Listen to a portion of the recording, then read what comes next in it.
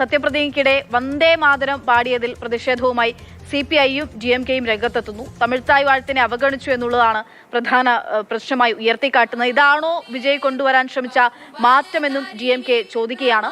എന്തുകൊണ്ട് ഇങ്ങനെ സംഭവിച്ചു എന്ന് സർക്കാർ വിശദീകരിക്കണമെന്ന് CPIയും ആവശ്യപ്പെടുന്ന ഒരു സാഹചര്യം ഉടലെടുക്കുന്നു. അനൂപ്, സ്വാഭാവികമായിട്ടും തമിഴിനെ സംബന്ധിച്ചിടത്തോളം, തമിഴരെ സംബന്ധിച്ചിടത്തോളം ഇതൊക്കെ കുറച്ചുകൂടി പുറമേ കാണുന്ന ഒരു പ്രശ്നങ്ങൾ മാത്രമായിരിക്കില്ല. അത് വലിയ തോതിൽ ഇവർ ഉന്നയിക്കപ്പെടുന്ന പ്രശ്നം അത് വലിയ തോതിൽ ഓരോ ആളുകളും ചിന്തിക്കുന്ന കാര്യം കൂടിയായിരിക്കും. എങ്ങനെയാണ് ഈ വിവാദം ഇപ്പോൾ ഉയർന്നു വരുന്നത്? എന്താണ് മറ്റു പാർട്ടികൾ ഉന്നയിക്കുന്ന ആരോപണം? എങ്ങനെയാണ് മറുപടി പറയുന്നത് TV?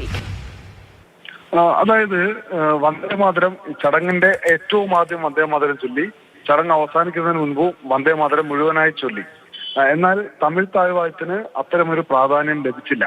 തമിഴ്നാട്ടിൽ ആദ്യമായിട്ടാണ് ഒരു സത്യപ്രതിജ്ഞാ ചടങ്ങിൽ ഈ നിലയിൽ വന്ദേ മാതരം പാടുന്നതും തമിഴ് താഴ്വാരത്ത് അവഗണിക്കപ്പെടുന്നതും എന്നാണ് DMKയും CPIയും പറയുന്ന കാര്യം. ഇത്തരമൊരു മാറ്റമാണോ വിജയ് തമിഴ്നാട്ടിൽ കൊണ്ടുവരാൻ ശ്രമിച്ചത് എന്ന ചോദ്യം. അതായത് തമിഴർക്ക് തമിഴ് പാട്ട് എന്ന് പറഞ്ഞാൽ വളരെ പ്രധാനപ്പെട്ടതാണ്. അവരുടെ ഓരോ പരിപാടിയിലും അല്ലെങ്കിൽ ദേശീയ ഗാനം പോലെ തന്നെ തമിഴ്നാട്ടുകാർ കാണുന്നതാണ് താഴ്വാട്ട്. അപ്പോൾ അതിന് വേണ്ട പരിഗണന ലഭിച്ചില്ല എന്നതാണ് ഈ ചൂണ്ടിക്കാണിക്കുന്ന പ്രശ്നം. എന്തായാലും വിജയ് ഇക്കാര്യത്തിൽ മറുപടി പറഞ്ഞിട്ടില്ല. വന്ദേ മാതരം വളരെ ആസൂത്രിതമായി സംഘപരിവാർ ഉപയോഗിക്കുകയാണ് എന്ന നിലപാടാണ് DMKയ്ക്കും CPIക്കും ഒക്കെ ഉള്ളത്.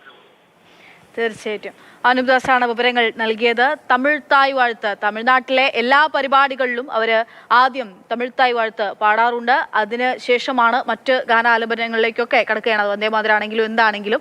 അപ്പോൾ അതിൽ ഒന്നിൽ വരുത്തിയിട്ടുള്ള മാറ്റത്തിലാണ് TVK ആദ്യ വിവാദം ഉണ്ടാകുന്നത്. തമിഴ്നാട്ടിൽ സത്യപ്രതിജ്ഞാ ചടങ്ങിന് തന്നെ ഇടയിൽ തന്നെ ആദ്യ വിവാദം ഉണ്ടാകുന്നു എന്നുള്ളതാണ്. വിജയനോട് ചോദ്യങ്ങൾ ഉന്നയിക്കുന്നു. എന്തായാലും തമിഴ് മക്കളാകെ ചോദ്യം ഉന്നയിക്കുമ്പോൾ അണ്ണൻ ദളപതി അതിനെങ്ങനെ മറുപടി നൽകുന്നൊക്കെ നമുക്കിനി കണ്ടറിയണം.